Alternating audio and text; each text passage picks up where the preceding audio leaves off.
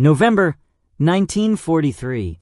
Far above the German countryside, 23,000 feet in the thin, biting air, a B-17 bomber named Lucky Strike cleaves through an overcast sky, its metal frame vibrating under the strain of cold wind and roaring engines. Inside, Technical Sergeant Frank McGirder crouches behind the twin .50 caliber machine guns mounted in the waist of the aircraft. His breath fogs against the window of the unpressurized fuselage, his fingers numb despite heavy gloves, his eyes scanning the gray horizon for the telltale glint of enemy fighters. At 2 o'clock, approximately 400 yards distant, a Messerschmitt B-109 slides smoothly into view, banking left. Its yellow nose is a bright flare against the dull winter sky, a warning of the deadly precision closing in fast. McGirder's muscles tense. Years of training, 19 months of relentless preparation, run through his mind as he tracks the approaching plane, lining the reflector sight directly on the cockpit.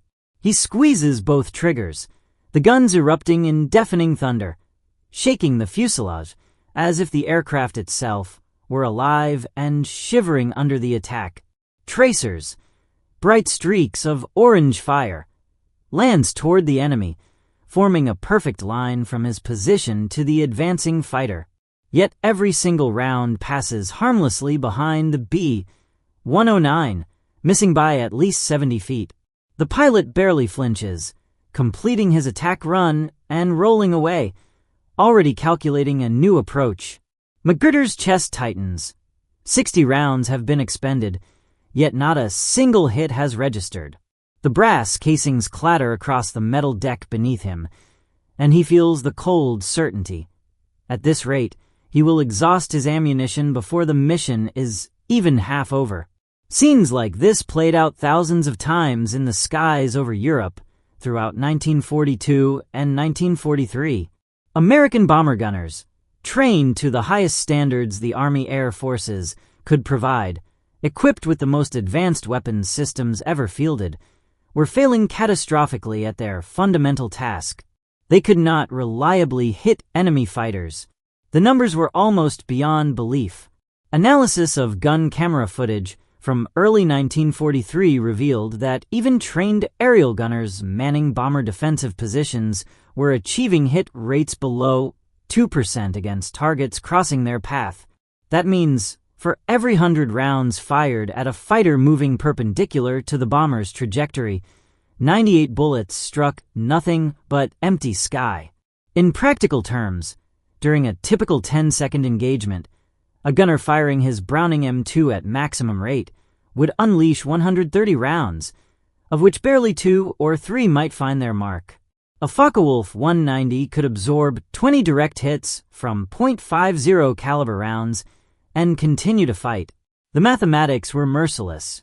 The human toll was staggering and relentless. During the first half of 1943, the 8th Air Force lost, on average, 82 bombers per month. With 10 men aboard each B-17, that translated into more than 800 American airmen killed, wounded, or captured every 30 days, and the loss of a single plane could mean the loss of lives from every corner of the nation. Farm boys from Iowa, students from New York, mechanics from Ohio. The devastation of individual missions was almost impossible to grasp. On August 17, 1943, during simultaneous raids on Schweinfurt and Regensburg, 60 B-17s were destroyed in a single day. 600 men gone in an afternoon. The October 14th return to Schweinfurt, later dubbed Black Thursday, saw another 60 bombers fail to return, with 17 more rendered irreparable. Losses exceeded 26% of the attacking force. In these numbers lay grim probability. A bomber crew member faced less than a 1 in 3 chance of completing his required 25 mission tour. And yet, it was not a failure of courage, skill, or duty. Every man on these aircraft was performing as trained, obeying the protocols instilled by the military. These were young men, average age 22, who had volunteered for one of the most perilous roles in the entire war. They endured hours in unpressurized bombers at 25,000 feet, where temperatures plummeted to minus 50 degrees Fahrenheit. Oxygen masks froze to their faces, and every muscle in their bodies screamed from the cold. They waited, tense and alert, for the moment German fighters would swoop into their formation, the air alive with the roar of engines, the whistle of bullets, and the distant thunder of anti-aircraft fire. The challenge was monumental. A Messerschmitt Bf 109 approaching from the 3 o'clock position could be flying at 350 miles per hour, while the B-17 itself pushed forward at 220. The bullets Magruder fired traveled at 2,800 feet per second, fast, but far from instantaneous. At 300 yards, rounds required roughly a third of a second to reach the target. In that fraction of a second, the fighter advanced 170 feet.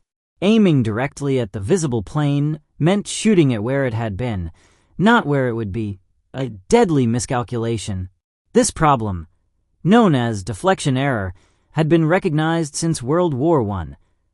Artillery officers were familiar with it when engaging moving targets, but the tremendous velocities of World War II aerial combat multiplied the difficulty. Where World War I aircraft attacked at roughly 120 miles per hour, German fighters in 1943 regularly exceeded 400. To hit a Focke-Wulf 190 crossing at 90 degrees from a 400-yard distance, a gunner needed to aim 30 feet ahead of the plane's nose. Warnings about the obsolescence of traditional marksmanship as aircraft speeds increased had been penned by theorists in the 1920s and 30s, yet these insights were largely ignored. The Army Air Forces continued to train gunners using methods nearly unchanged since 1918, firing at slowly towed sleeves, moving at 150 miles per hour in straight, predictable paths. Upon entering the war in December 1941, the Air Forces faced the monumental task of transforming thousands of raw recruits into effective aerial gunners in an incredibly short time frame. By January 1942, flexible gunnery schools were established at Las Vegas, Nevada, Harlingen, Texas, and Fort Myers, Florida. Initial training lasted just 4 weeks. Cadets fired approximately 600 rounds, mostly at stationary or slowly moving targets. They graduated, received their wings, and were deployed overseas, quickly discovering that nearly everything they had learned was inadequate against the fast, cunning Luftwaffe fighters over Europe. Staff Sergeant James Morrison, a ball turret gunner with the 91st Bomb Group, documented his shock in a diary entry from his first mission on March 6, 1943, to Lorient, France. Enemy fighters appeared so fast he barely had time to move his guns. He fired 50 rounds at one fighter, but doubted he scored a single hit. The British had faced this bitter reality in 1940 during the Battle of Britain. RAF pilots found even their most experienced fighters struggled to achieve hit rates above 8%, and while they developed techniques using the turn rate of aircraft to lead targets, such methods could not be translated to gunners on straight-flying bombers under fire. In early 1943, gunners themselves began attempting to solve the problem. Technical Sergeant Leo Forner of the 3003rd Bomb Group meticulously recorded each engagement, logging 17 missions and 43 encounters. His observation was simple but profound. I only hit fighters coming straight at us, or when I am far ahead of crossing targets. Forner's insights reached Major Thomas McKinney, the 3003rd gunnery officer, who spent 2 weeks analyzing gun camera footage and concluded that gunners consistently undershot crossing planes by factors of 3 to 4. 3 simultaneous solutions emerged. Technological innovation led to computing gun sights for bombers, including the Sperry K3 and K4. These mechanical computers calculated deflection using range and angular speed, allowing gunners to achieve hit rates of 15 to 20% against crossing targets, a remarkable improvement from 2% with standard sights. Training improvements were spearheaded by Colonel William Garland at Laredo, Texas, who introduced high-speed target ranges. Student gunners now fired at stripped down at 6 trainers, diving past at 300 miles per hour with frangible bullets, shattering on impact. Combat experience contributed the third solution. Master Sergeant Robert Chilton of the 94th Bomb Group devised the reference point system, teaching gunners to use the attacking aircraft itself as a guide. 1 plane length ahead for moderate speed targets, 2 for faster ones. This system spread informally, and by August 1943, variations were taught across the 3rd Bomb Division. The 8th Air Force commissioned a training film overlaying combat footage with graphics illustrating correct aim points for different attack angles. By September 1943, analysis by Lieutenant Colonel Frederick Castle showed that groups using the reference point system averaged 6% hits on crossing targets, up from 2%. A threefold improvement directly translated to more German fighters damaged or destroyed. Psychological obstacles persisted. Technical Sergeant Lawrence Bowers described the mental strain. At 25,000 feet, fingers frozen, oxygen mask cutting into his face, he had to override instinct, screaming to point directly at the enemy and instead aim ahead. The Luftwaffe, initially dismissive of American defensive power, began to respect it as 1943 progressed. Captured manuals warned, American heavy bombers must be approached with caution. Their defensive fire has improved significantly. Crossing attacks should be executed at maximum speed. In early 1944, improved computing sites like the Sperry K4 further increased accuracy. Technical Sergeant Arthur Duffin of the 445th Bomb Group recalled using AK-4 during a Berlin raid. Dial in the wingspan, place the orange dot on empty sky, and pull the trigger, watching the fighter fly straight into the path of bullets. Technology alone was insufficient. The best gunners combined mechanical aids with combat intuition. Master Sergeant Nicholas Alkines of the 100th Bomb Group became legendary, credited with 6 confirmed kills and 11 probables. After 20 missions, he explained, my hands just knew where to point. By January 1943, bomber gunners averaged 1 confirmed kill per 12,000 rounds fired. By December 1944, this improved to 1 kill per 3,000. Losses on late 1944 Schweinfurt raids dropped below 5%, down from 26% in 1943.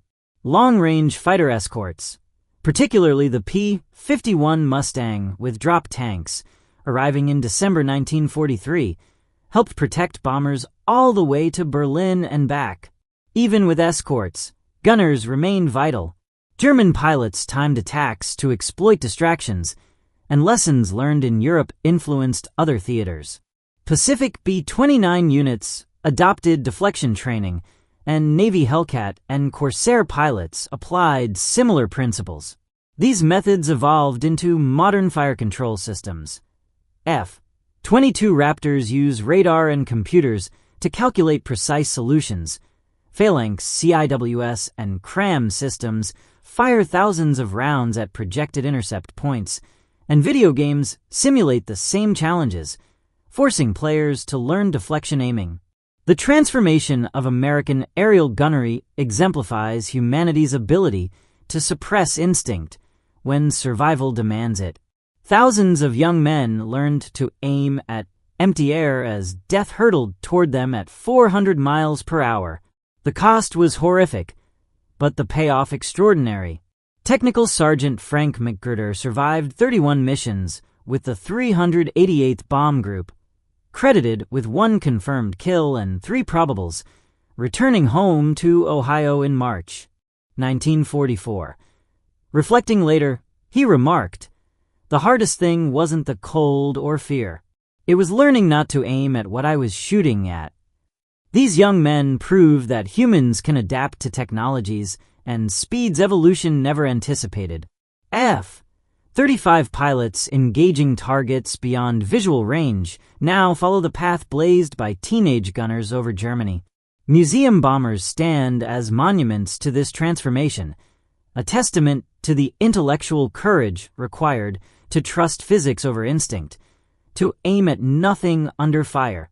The journey from 2% to 20% hit rates represents thousands of minds reprogramming themselves, learning to think in ways that defy common sense but obey immutable physical laws.